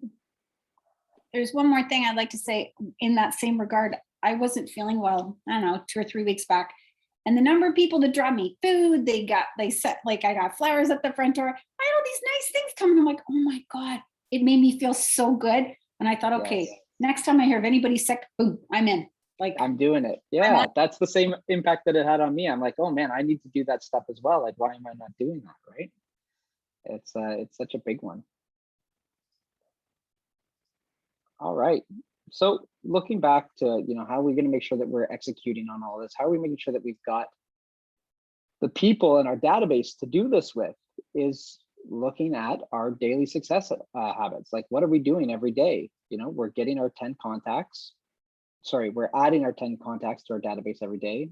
We're having our 10 conversations. We're doing our handwritten notes, and we're previewing homes. And the reason previewing homes is such a big one in Ignite is because we know that a lot of this is tailored towards new agents, and you need to learn the market. Learning the market is one of the best things you can do to boost your confidence so that when you do show up in front of somebody, you're ready to go and your conversion is going to be better. I can share with you that this was something that was mandatory with my team when I first got my license, is that twice a week, every week, without fail, we were out previewing homes. And I still do this a lot, especially with like new listings coming up, or areas that I work in, or areas where I have clients that may be. And the important thing for that is it reminds me, if you're worried about becoming the expert in the eyes of your friends, whereas previously you were just a friend, or you're coming from a different industry or whatever, and you want to be the professional realtor, previewing these homes brings you to that level, because they can see the house, look at the pictures online and be like, oh, I wonder why it sold for so low, or why it didn't get as much as the next one. You're like, well, I went through that house and the photos, they looked great, but the floors were actually in terrible condition. And the floors, it said hardwood on the listing, but they were actually laminate. Or I went there and you wouldn't believe the smell from the neighbors coming next door, the big pile of garbage at the neighbor's house next door, right? Or yeah, it looked great, the photos were great, but the floor plan wasn't as good as it looked. Or they used one of those nice lenses and it looked really big, but it was actually quite small. And that same confidence and knowledge will show when you're going on your listing appointments. When you're talking with sellers and they want more than what their home is actually worth, you can talk to them about all those listings and say, I get it. I totally understand. Your home is great. But when looking at the last home that just sold, buyers are going to see that it had more square footage, that it had some more recent upgrades. Your floors are lovely, but these ones are brand new and they're in today's trend, right? So more buyers are going to be willing to spend that extra money on this property than they would on yours, or vice versa, however it goes. Right, but that's where our confidence comes in. So previewing homes is so important. And I can share that I've actually picked business up before from previewing homes. A neighbor walking their dog came up to me and said, oh, are you a real estate agent? I'm thinking about selling my house. And I went over and I did a listing consult for them. And 3 months later, we listed their house. So that's just part of the thing of like being out there. Sometimes you just happen to bump into some business. So we're done pretty early, but that's our class for today. And I'd love to talk with you guys more just about databases in general and what you can be doing, how we can be out there communicating. But before we jump into any of that, does anybody have any questions? Anybody questions just about Ignite in general? Like, I want to hear, how are things going?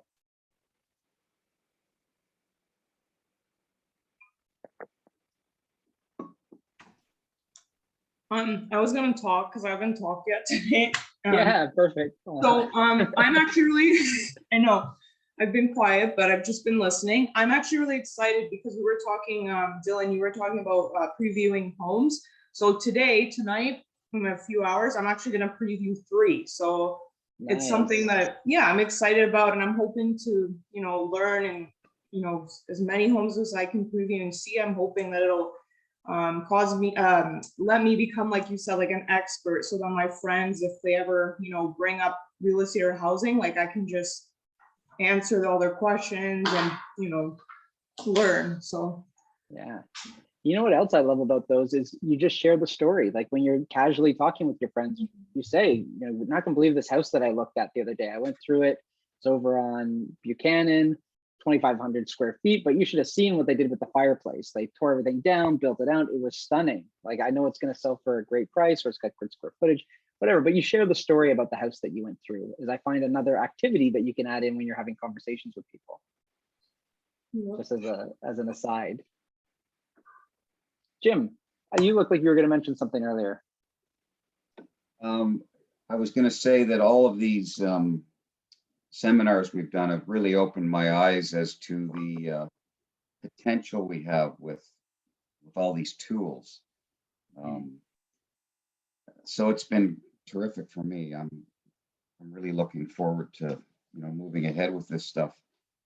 And on your last note, I think that's very true. I always try to somehow, not too obviously, but bring up something to do with real estate. For example, in the last few days, I've said, oh, listen, I can't see you because I'm doing a real estate training seminar, this afternoon. And all of a sudden people are going, oh, you know what I mean?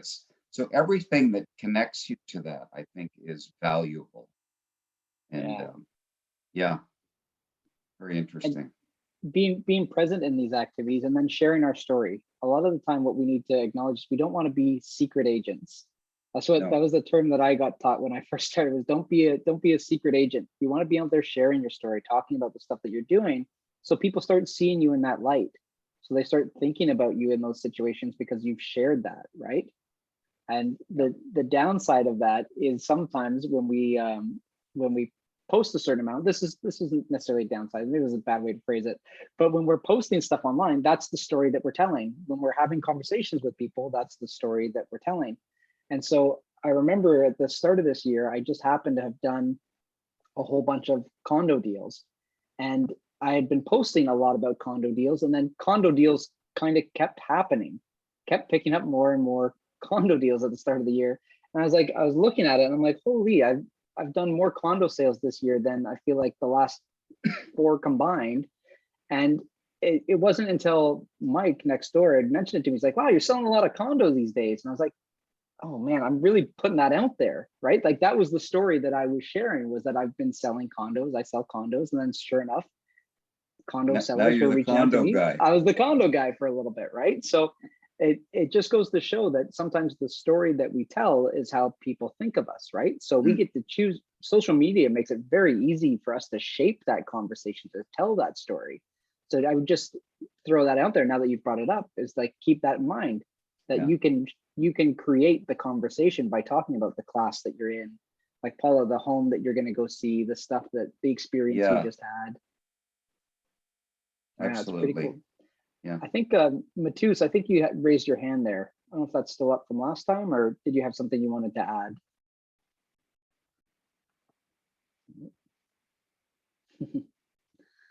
Maybe not. Maybe not. Okay, well, in regards to your database and stuff that you should be doing, I don't know if this has come up in previous classes, but looking at January, I can share some of the calls that we're making right now are those beginning of the year calls where I'm checking in. How are you? How's the family? And what goals do you have for 2022? Right? What is it that you want to achieve for 2022? And how can I help you? How can I support you? These are easy calls to make. They don't need to be with clients. They can be with everybody that you know. Show a general interest in what's going on in their lives, what's going on with their family, and tying yourself into being a part of it. If you want to be a little bit more direct, you can say, what are your real estate goals for 2022? A lot of the time, real estate is going to come up. If you're brand new and they're not thinking of you as a real estate agent yet, then definitely say, what are your real estate goals for 2022 and how can I support you? But in general, as your friends, sphere, past clients, everybody knows of you as a realtor, the conversation will generally automatically flow to that topic. So these are great phone calls to be having with your sphere for right now. Like we mentioned with Mike sending out his email about the CMA at the start of the year, this is the time of year where people are thinking about that stuff. People have made New Year's resolutions. They're thinking about what they want to get out of this year. They're thinking about those plans that they're going to make. So it's more important than ever for us to be on the phones right now and making sure that we're a part of those conversations, that we're a part of the planning for what they want to do this year. right? And they may be down the road, but our whole business is down the road. All of our business is planning. People rarely just turn around on a dime and do something, but it happens. And that's kind of, honestly, that's how it happens with your database. So I'm going to share a quick story about some of the business that we got in December and how it went, and why the power of the database was there, because these were people that we've been communicating with all throughout last year about potentially when they might sell their condo and make that move up purchase, because they have had a son and they're running out of space in their condo. They needed more room. And then from those conversations and us keeping in touch and sharing information about what was going on in the market, we ended up doing 3 transactions with them in the month of December in an 8-day span, all while we were ramping down and getting ready to the expectation or the arrival of our second child. We were slowing down, and all of a sudden these guys raised their hand and said, hey, you know, we're ready to make that purchase. And by the way, my sister wants to make a purchase as well, and we have to sell her condo townhouse to do it.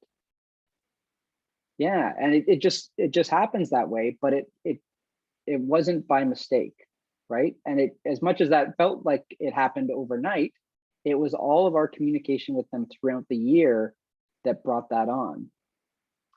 But that was a $1.5 million purchase, another $830,000 purchase, and a $760 sale, all in the span of a week, that just came from everything that we were talking about. We've been providing them value all year, thinking about them, staying top of mind.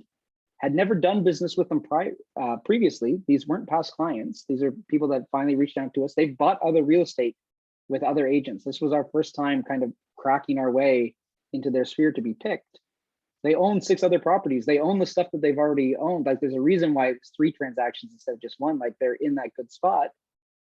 But through our reaching out regularly, we were the ones that lucky enough to get those 3 transactions. So that's the power of staying in touch. And like what we've talked about now a couple of times, making sure that we're providing value.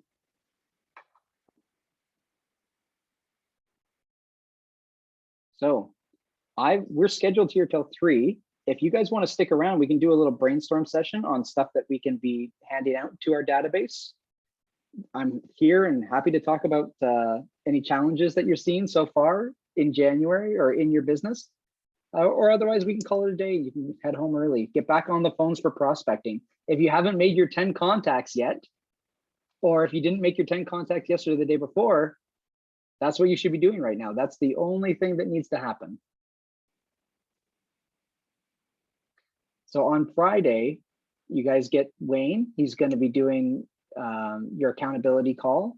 So you're going to hop on, call out your numbers, how your lead generation's been going this week. And so before we get to that, we're midway, we're Wednesday. How's it going? Rachel, I'm going to call on you because I already know, like, and trust you, and I hope you can trust me too. How are things going with your lead generation right now?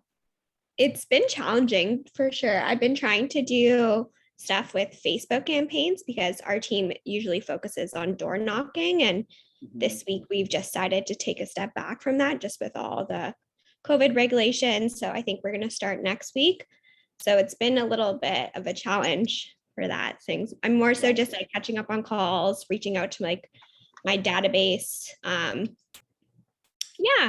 Following an appointment last week, all that good stuff. Nice. So in regards to like the lead generation, because that's kind of our #1 focus right now, is how are the calls going with your database? What are you calling to talk about, and what do you find that they're talking about? Basically, I'm just calling to wish them like a happy new year, talk about like their holiday, and what you're saying, like their plans and whatnot for this upcoming few months. Nice. And how many more calls do you think you have through your database? Do you know like your number in terms of that, like how many you've made so far and how many are in there for you to call? Not exactly. I think I've just been doing like around 5 a day. 5 a day, okay. So you're probably still in the early stage. You still got a lot left to work through. Would that be fair? For sure. Yeah. Okay, awesome. So it's 5 a day there. And then if our goal is 10 contacts for the day, Where are the other 5 coming from? Yeah, I should be reaching out on social media more. Gotcha. What's important is just to acknowledge the plan. Like, what is your plan going to be for those next 5, right? Because if we don't have it in place that we know we can hit the 10, then we're always going to be short. Yeah. Right. And at the end of the day, if we're short, we're not going to get the results that we're looking for, that we want out of this year. So think about it for a moment. And how are you going to find those other 5 conversations that you need to be having every day? I'm just talking about my team's new listings. Yeah. That's a great leverage point, is talking about listings that you have.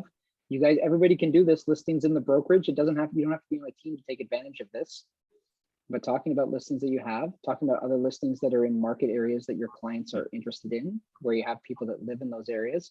I can share one of the techniques that I got taught really early on was to set up prospect matches that come to myself of homes that come up in neighborhoods where we already have clients that live, whether it's clients, friends, whatever sphere. I set up those prospect matches so that they come to me. So every morning I look through and I see there's a new Mill Pond listing. I pull up all the people I have in the Mill Pond and I call them and I say, hey, Peter, just want to let you know there's one on Center Street, just came up, 1.8 million. Can't believe the prices for those little bungalows have gone up so much. How's the family? What's going on? And it's a nice, easy real estate conversation to get into. And all I'm doing is telling them about what's going on in their neighborhood. And so if you guys are looking for more ways to, or more, I guess, reasons to call people, that is a great touch, is to have that call and say, hey, one just came up around the corner from you. If you've got people in condos, let them know that there's a new listing in the building, right? These are just easy ways to have those conversations. And it's not like you need to do it every time. I don't call them every time a home comes up for sale on his street. But if we haven't spoken in a little while, that's my easy way in, right? Tanaz, what about you? How are things going so far in January? How have the calls been? Are you hitting your 10 a day? Hi, I'm gonna be honest. I am not hitting my 10 a day. I've been a little bit sick, so I just got back into the rhythm of coming into the office, getting up on time. I have been kind of sacrificing my lead gen time to do the business stuff. I was helping a set of tenants close on a property just the past week. So there was just, showings and things that I should have been doing in the evening. Yes. But I have been trying to still have those conversations. So for example, on social media, and I know nowadays it's okay, I guess, to have those conversations through text.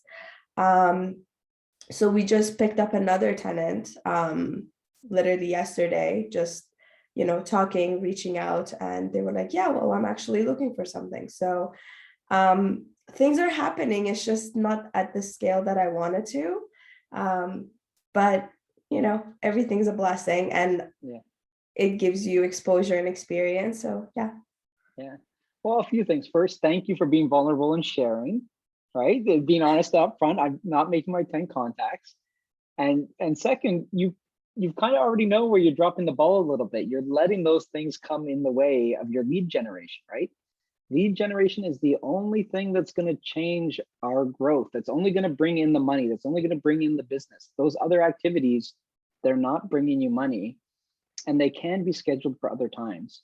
And Tanaz, I want to reassure you, you're not the only one that does this. A couple of our advanced guys I've had one-on-ones already this week have admitted that same challenge, where they've let other things book in. They've gone to put the sign in the ground. They've gone to pick up their door knocking flyers. They've gone to do that stuff instead in the morning, rather than make their phone calls. And they've openly admitted, after a little bit of nudging, I'd say that you came out and said it right away, that those things could have been done in the afternoon.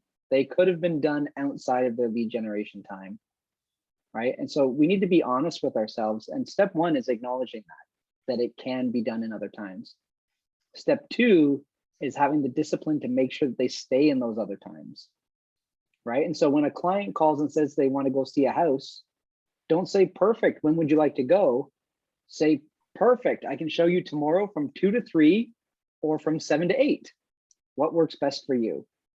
right? Because those times are not my lead generation times. I'm lead generating in the morning, but I leave my afternoons open for showings and a couple hours in the evening available for showings. And if they can't do tomorrow, then I can do the following day. Yeah. Is it sometimes not going to work? Absolutely. Nothing's perfect. They've got schedules, you've got schedules, it'll happen. But to be true to ourselves, did we try to put them in a different spot, or did we openly put them in the time of our lead generation so we didn't have to lead generate? Right? That's a big one. And then the second, or I guess the final thing with Tanaz that I want to share, I love that you're picking up business, like you're picking up new tenants after having worked on a tenant. And that goes back to the story that I shared about the condos, is what is the story that I'm telling? What like attracts like, right? What I'm focused on expands. It's another bold law, right? So as we're talking about working with tenants, we're finding more tenants, right? So let's start talking about the sellers that we're working with. Let's start putting that out there through our conversations on social media for people that we're talking with, and for ourselves, so that our internal dialogue, our affirmations are that I'm constantly looking for new homeowners to help sell their home. I'm constantly bumping into people that want to work with me in the sale of their home. However you want to word your affirmation, but that your focus is on that so that we find more of those people, right? Because when I was talking about condos all last year, I got a lot of condos. No, it's very true. And I actually do have a question with regards to lead gen and cold calling. So right now I'm using a database of people who have already signed up on someone's website, and this person's sharing their leads with me.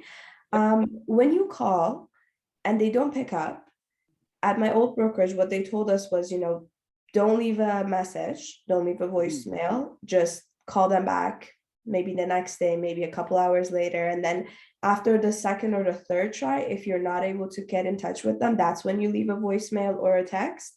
What would you recommend? I don't know like how to approach this. Yeah, I'd say traditionally I'm more in line with your old brokerage in terms of, if these are just names that come through a website or they're just random internet leads, that I don't spend the time to leave voicemails. I just on to the next, I'm making the phone call, I keep calling and calling until I connect, because my goal is ultimately to connect. So the discipline, it only works out if you continue to call, right? That you keep working your way through the whole list once. Then I would maybe go back and start leaving voicemails as you repeat it, right? Okay. But that you continue and continue to call. I know that I'm blanking on his name right now. Oh, Ben Kinney. Ben Kinney's like, I call until they either tell me to F off or I find out that they're dead, right? It's either that or we're working together. Those are the three ways that I stop calling. We're already working together, they die, or they really cuss me out. And I think sometimes that is the attitude. That's a much harsher sales approach than how I talk about with our database, of course.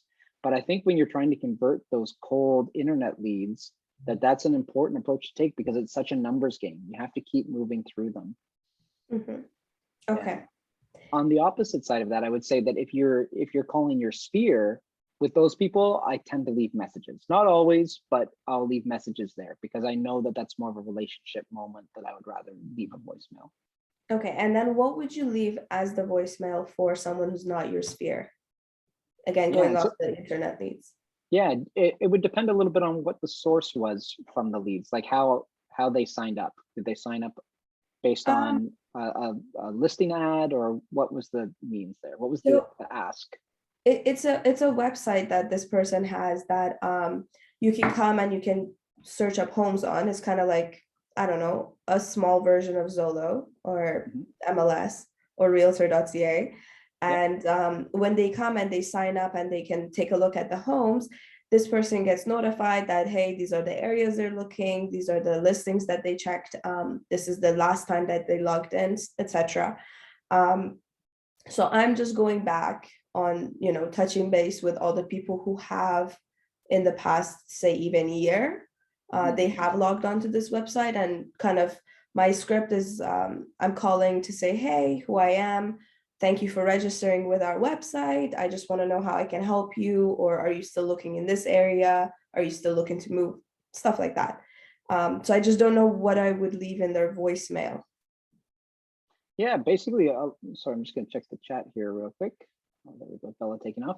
I would essentially talk about the same thing. Say, hey, it's Dylan Silvernagle from so-and-so, and I saw that you'd previously signed up to our website and you were looking for some homes in whatever area, because usually on those platforms, you'll have the notes in front of you as you make the calls, right?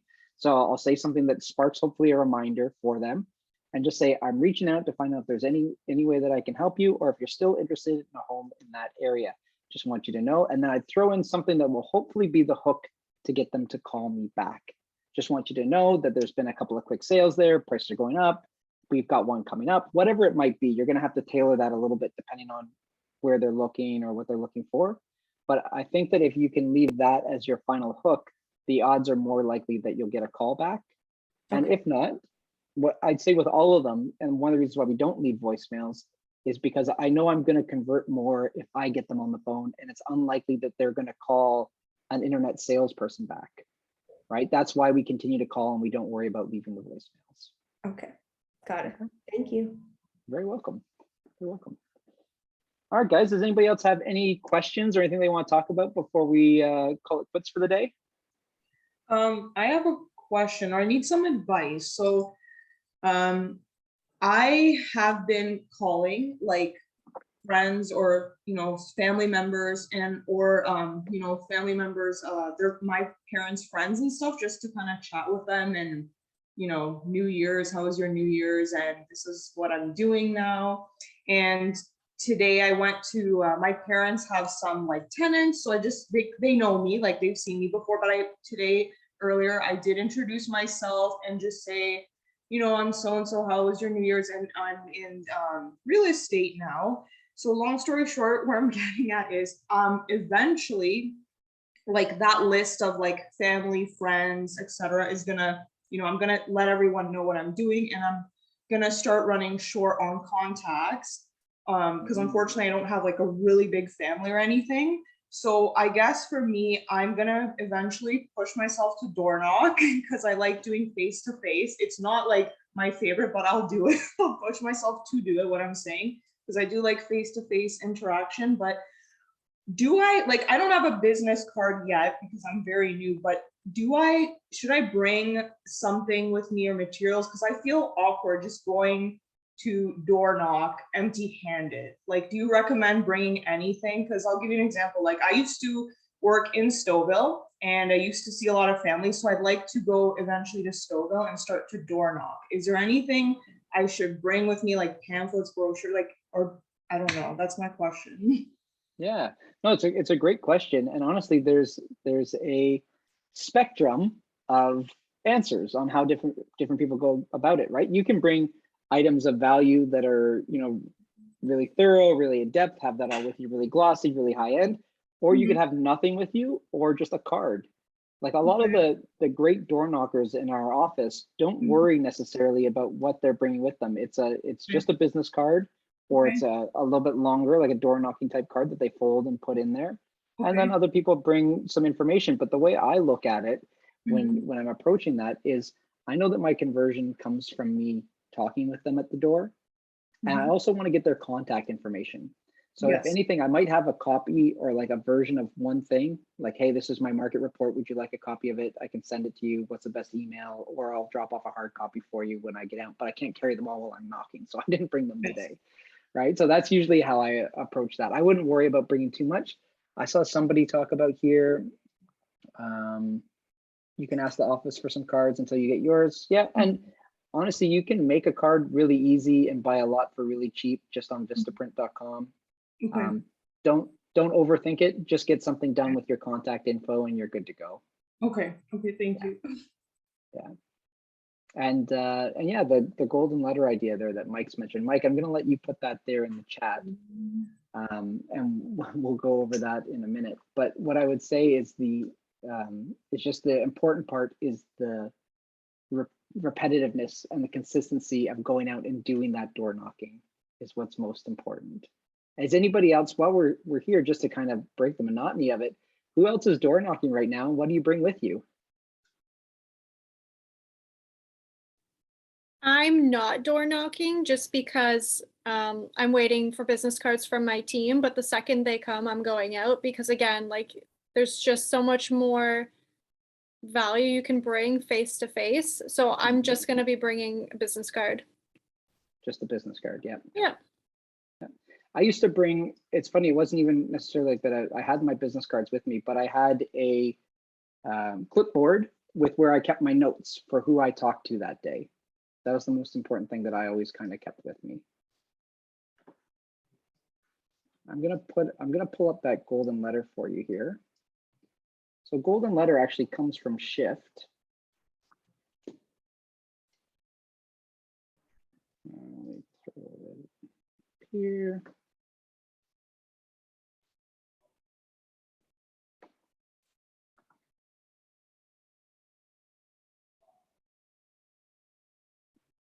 You know what? I don't see a copy at the moment. Just give me 1 second. I want to make sure that you guys get this because it is a good thing to be using.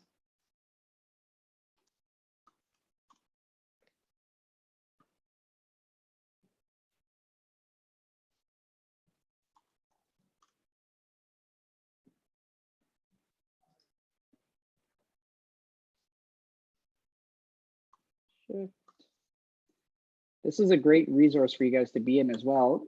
If you're on Facebook, check out the Facebook group called Pivot Shift Ahead.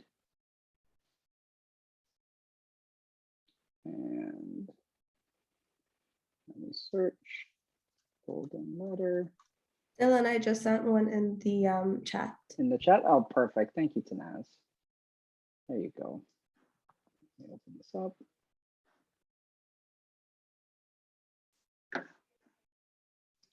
Stop the share there. Get a chat going. So Tanaz, have you used the golden letter when you're out door knocking yet? Not yet, but I actually do have a couple of buyers that I want to do targeted door knocking for. So I think it would just be really useful. Yeah. Thank you. Mike luckily was next door and he's nice enough to show what they door knock with. So again, just a little bit longer than a business card. Just his information, free home evaluation on the back. And then the golden letter that you have there now in the chat that you guys can download. Real simple. We don't want to make this too markety, right? Example of what it looks like. The content is there in the chat for you guys to use. And so again, we'd just like to ask you a favor. As you may have heard, the real estate market is hot, interest rates are low, and there's a heavy buyer demand for homes. The challenge is that there are not enough homes listed for sale for all the buyers looking. In fact, we are working with a number of buyers right now that are struggling to find homes. So here's our favor. Who do you know that maybe think of moving in the next 30, 60, 90 days? Right, and it goes on a little bit from there, but essentially just say, we're working with buyers in the area. Can you help us out? Who do you know that's thinking about making a move? And again, I love the simplistic form that Mike left it with. We're not trying to glossy it up. We're not trying to look like it's marketing. No, this is a personal letter. I genuinely have people that I'm working with and we need to talk about finding them the right spot. So golden letter is a good one to bring with you. Again, just leaving it with all of you. I don't want you to get hung up on our marketing material. We don't want to get lost in the working in the business section, like making sure that our buyer stuff's perfect, make sure their flyers are perfect. We don't want to worry about that. We want to focus as much on getting out there and doing the prospecting. Yes, as we go, we'll implement and add new tools like the golden letter, like our business cards, so that we have that stuff, but making sure that we don't not go door knock tomorrow because we don't have it. I'd encourage you that don't wait till you have that stuff. Go door knock tomorrow and then order that stuff in the afternoon if you need to. Order it tonight, and when it arrives, great, you'll have it, but you can still prospect in between now and then. All right. Okay, everybody, it was great spending time with you today. I hope you got something out of it and that you continue to show up and enjoy Ignite. There's a lot of great classes still coming up, a lot of great practical training as well, and some amazing instructors. So thank you so much for joining me and enjoy the rest of your time with Ignite. Thanks, Dylan. Appreciate it. You're very welcome, guys. Good Take stuff. care.